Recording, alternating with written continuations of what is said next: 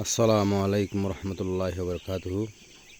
প্রিয় খামারি ভাইয়েরা, আপনারা যে যেখানে আছেন, আমি আপনাদের উদ্দেশ্যে আমার খামারের পরিকল্পনা এবং আমার খামারের বর্তমান অবস্থা, আমি কতটুকু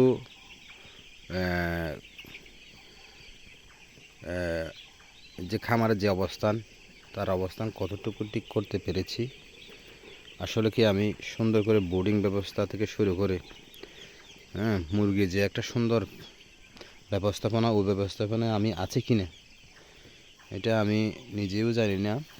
চেষ্টা করছি সুন্দর করে করার জন্য। তবে ইনশাল্লাহ আপনারা দেখতে পাচ্ছেন আমার বোর্ডিংয়ের বর্তমান যে পরিস্থিতি।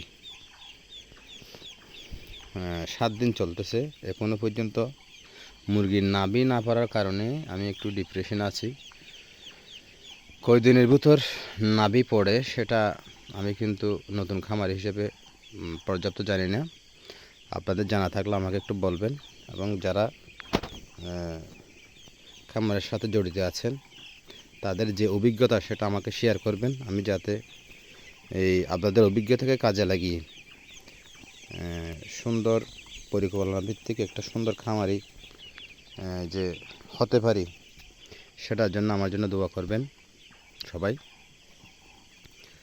আর আমি যে ভিডিওটা আপনাদের উদ্দেশ্যে প্রচার করেছি, আপনারা সকলে আমাকে লাইক, কমেন্ট, শেয়ার করবেন এবং সাবস্ক্রাইব করবেন, কারণ আমার প্রতিটা ভিডিও যাতে আপনারা দেখেন আমি যে খামারি হিসাবে কতটুকু করতে পেরেছি, সেটা অবশ্যই দেখার বিষয় আছে।